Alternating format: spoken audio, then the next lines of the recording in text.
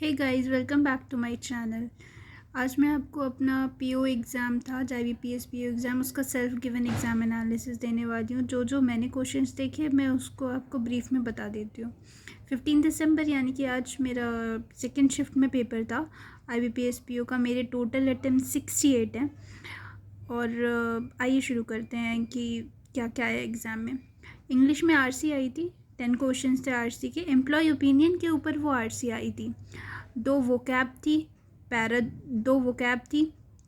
उसके अलावा हिंजेस के ऊपर आया था एक वोकैब, और एक वोकैब था जिसका मीनिंग स्टैंस था।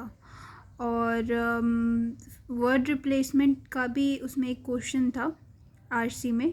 बाकी आरसी का लेवल मेरे हिसाब से मॉडरेट था। उसके बाद पैराजंबल आया था। पैराजंबल 5 क्वेश्चन आए थे। फ्रेज रिप्लेसमेंट के 3 क्वेश्चन आए थे। सेंटेंस रीअरेंजमेंट आया था, पर उसके सिर्फ सेंटेंस रीअरेंजमेंट के सिर्फ 3 क्वेश्चन आए थे। फिलर्स आया था, 3 से 4 नंबर का फिलर्स था। मुझे एग्जैक्टली याद नहीं है कि कितने नंबर का फिलर था। स्पॉट करेक्ट सेंटेंस आया था।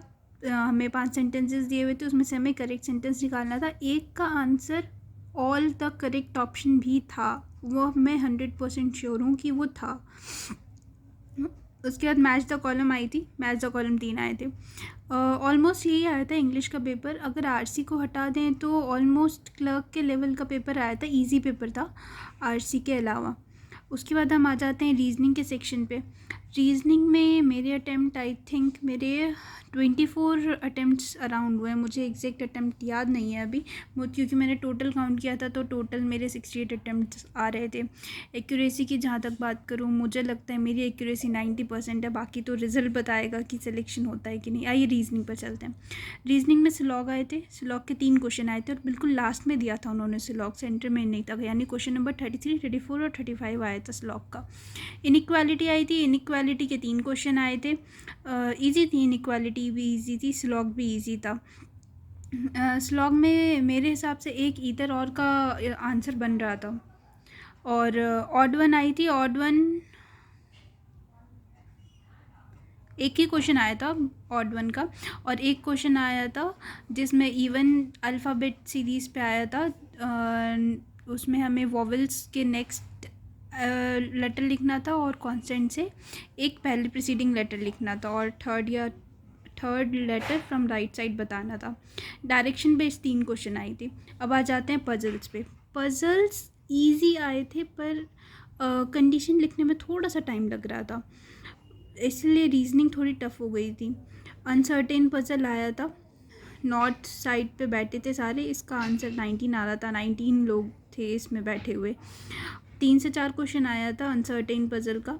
फिर आया था बॉक्स बेस्ड। बॉक्स बेस्ड में 5% थे। ये variable, single variable based puzzle था।